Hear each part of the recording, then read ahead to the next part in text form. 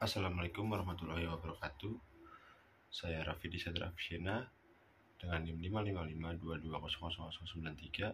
Di sini saya akan menjelaskan terkait dengan bab 8 pada buku Scott dengan judul Efisien, Pendekatan Persetujuan untuk Kegunaan Keputusan.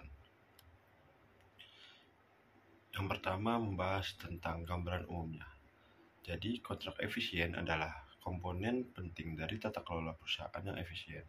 Jadi untuk meningkatkan tata kelola perusahaan, kontrak ini harus efisien, artinya mereka harus optimal menyeimbangkan manfaat kontrak dan biaya.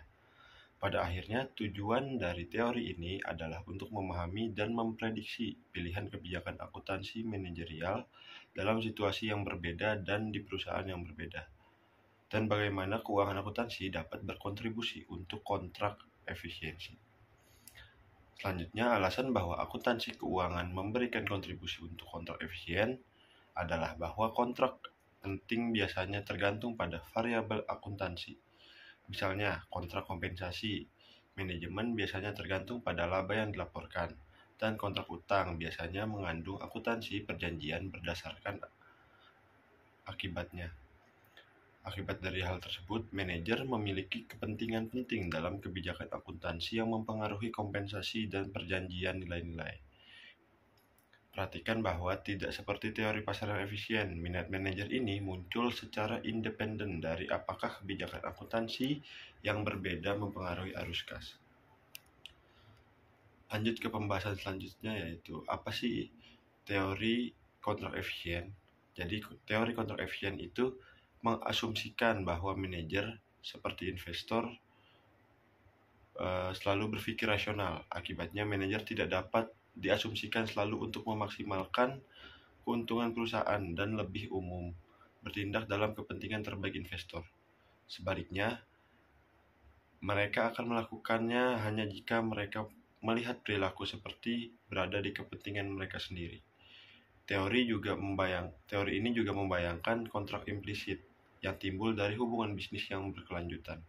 Sebagai contoh, jika sebuah perusahaan membangun dan memelihara reputasi untuk pelaporan keuangan berkualitas tinggi, menghasilkan kepercayaan dari pelanggan, kreditur, dan investor yang akan terus beroperasi dengan integritas.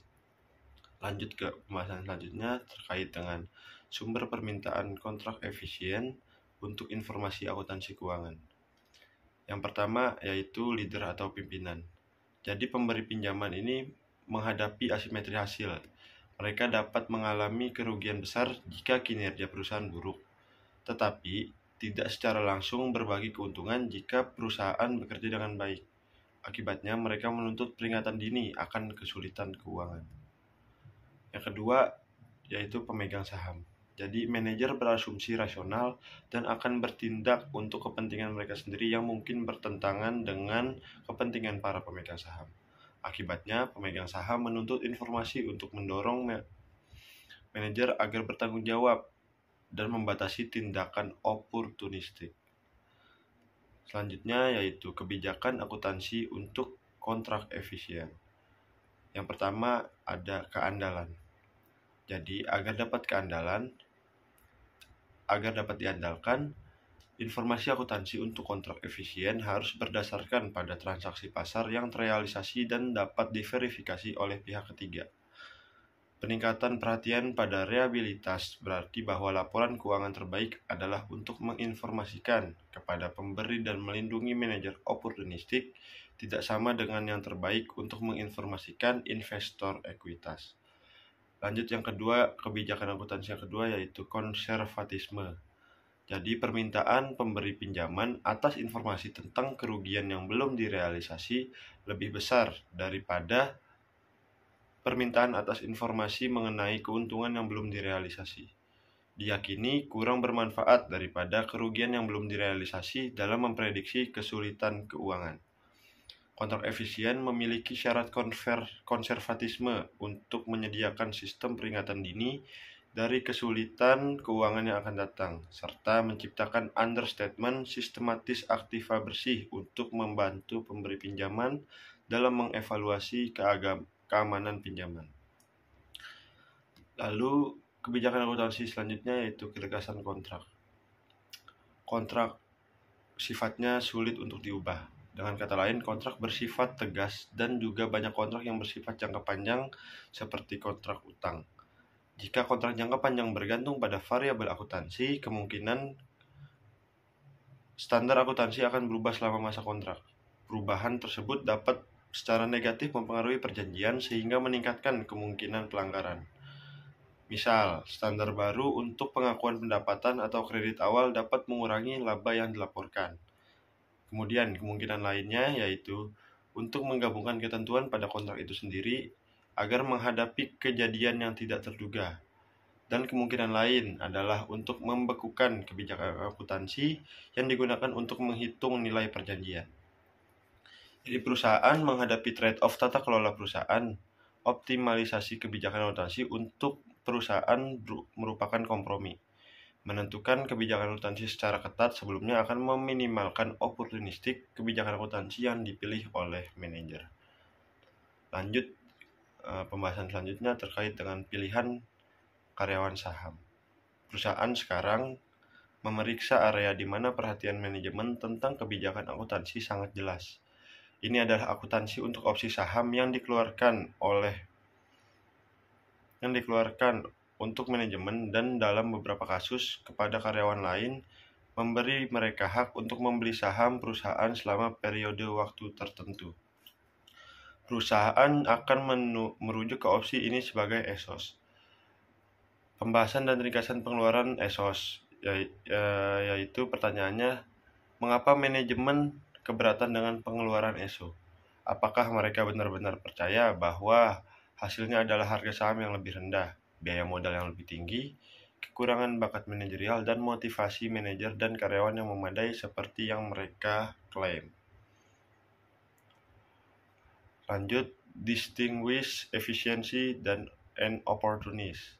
Yang pertama, studi empiris efisien contracting oleh Meehan and Smith tahun 1990 melakukan penelitian tentang efisien contracting atau kontrak efisien. Meehan and Smith ini mengamati pilihan kebijakan akuntansi untuk mengkonsolidasi perusahaan subsidiary. Mereka berpendapat bahwa semakin besar interdependensi antara perusahaan induk dengan perusahaan anak, maka akan semakin efisien untuk menyiapkan laporan keuangan konsolidasi. Mereka memperkirakan bahwa semakin besar integrasi antara perusahaan induk dan perusahaan anak, maka semakin besar pula kemungkinan atau kecenderungan perusahaan induk untuk menyiapkan laporan konsolidasian. Yang kedua, studi empiris opportunities oleh Armstrong, Jagolinzer, and Laker pada 2010. Mereka mempelajari bahwa mengenai banyaknya perusahaan yang mengalami restatement laporan keuangan, class action lawsuit, dan investigasi SEC yang mungkin mengindikasikan perilaku opportunistic manager. Pertanyaannya adalah, apakah perusahaan dengan CEO yang mempunyai delta portofolio tinggi menunjukkan perilaku opportunistic CEO yang lebih tinggi jika dibandingkan dengan perusahaan serupa dengan CEO yang memiliki delta portofolio lebih rendah? Dalam penelitiannya, AJL tidak menemukan bukti akan hal tersebut. Karena itu, kepemilikan saham perusahaan oleh manajer sepertinya tidak menyebabkan perilaku opportunistic. Lanjut ke pembahasan selanjutnya terkait dengan Summary of Efficient Contracting for Debt and Stewardship. Jadi, teori kontrak efisien mempelajari tentang peran informasi akuntansi keuangan dalam menjembatani asimetri informasi antara pihak-pihak dalam kontrak. Untuk kontrak yang mencapai efisien, informasi keuangan harus reliable dan konservatif secara kondisional. Suatu implikasi signifikan atas teori efisien konsekuensi ekonomi. Oleh karena itu, hal tersebut menjadi penting bagi para manajer. Selama manajer memiliki fleksibilitas untuk memilih kebijakan akuntansi, mereka dapat mengubah kebijakan ini untuk mengimbangi dampak dari standar akuntansi baru pada kontrak utang dan kompensasi. Lanjut ke pembahasan selanjutnya terkait dengan kontrak implisit. Jadi definisinya itu, kontrak implisit yaitu perusahaan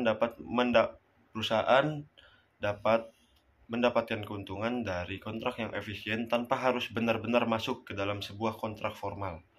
Hubungan yang semacam ini timbul akibat adanya sebuah kepercayaan yang akhirnya disebut sebagai kontrak implisit. Bowen, Ducharme, dan Sores pada tahun 1905 membahas tentang reputasi perusahaan dapat didukung oleh laba yang dilaporkan, yang meningkatkan kepercayaan stakeholder bahwa manajer akan terus memenuhi kewajiban kontrak. Lanjut, terkait dengan single period non-cooperative game. Ketika membuat keputusan, investor sadar bahwa manajer tidak selalu mengungkapkan semua informasi yang dimilikinya. Hal ini terlalu sulit dan mahal untuk menyediakan bagi setiap investor dengan informasi yang diinginkan tentang perusahaan. Teori permainan ini mengasumsikan setiap pemain memilih strategi tanpa mengetahui pilihan strategi yang lain. Strategi pair berarti pilihan dari strategi yang diambil oleh masing-masing pihak. Lalu ada Nash equilibrium, yaitu salah satu strategi berpasangan. Setiap pemain memilih strategi mereka dan tidak akan meninggalkan pilihan mereka. Nash equilibrium adalah hasil dari prediksi permainan non-kooperatif. Lanjut, terus multivariate game, yaitu jika permainan suatu periode diulang selama jumlah periode yang tidak terbatas, maka solusi kooperatif itu akan tercapai.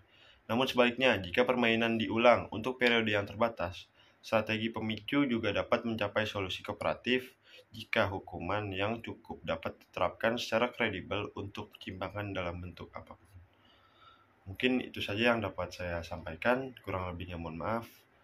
Wassalamualaikum warahmatullahi wabarakatuh.